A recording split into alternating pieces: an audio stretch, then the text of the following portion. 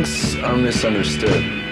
Most people, when they think of punks, they think of violent freaks rolling around in glass, beating each other up. When I think about punk, I think of the power, I think of the energy, I think of the possibilities for change. That's what punk's all about, change. It's about music by kids, for kids, reflecting the frustrations and the problems that kids face every day. The music most of us grew up with in the 70s was music by older people, singing about partying and cruising, things that we just couldn't relate to. That's not what we were feeling in our lives. And the media, they've always exploited the scene. They've always sensationalized the negative aspects, the violence. They never talked about the positive things. So that's why we started the Better Youth organization, because we felt that there was positive things and that they needed to be heard, and we were sick and tired of having this negative image. We want to put out a positive image.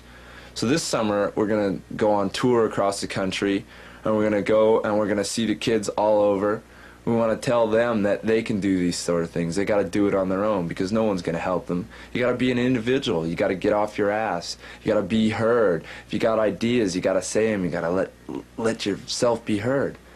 Well, the Youth Brigade's a band with myself and my two brothers. Now, the Better Youth organization is something completely distinct and apart from that. It is an organization that puts out records, puts on shows, and generally supports the scene and tries to help things go along in a positive manner. And last year we did a show, probably the biggest show in punk show in LA history. There's almost 3,000 kids there, and with the little bit of money we made off that, we bought a bus. And now we're going to try and do our biggest project. We're going to take the bus, we're going to go out on tour around the country, and we're going to take a band called Distortion, who we really like, and we think we'll get along well with. Social Distortion's been together about 3 years, and this will be our first tour.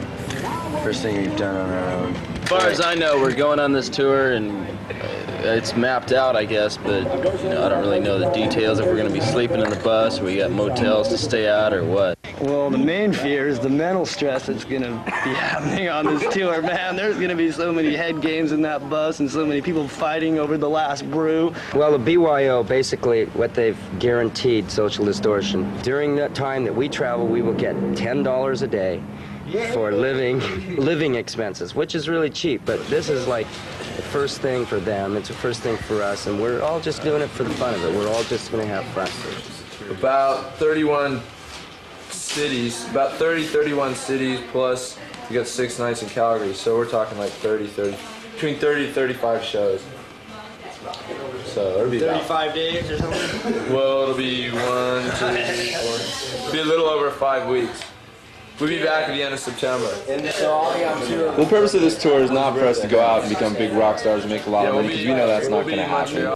We're just hoping to break even. We're not some big act who's got a record company behind us doing everything for us. We're doing this all on our own, independently. And we're trying to prove to people that punks aren't a bunch of mindless morons that go around beating each other up, slashing each other like they say. That they can do things on their own, they can do things independently, because they believe in it and they're really sincere about it. Now, whether the tour is going to work or not, we're just going to have to wait and see.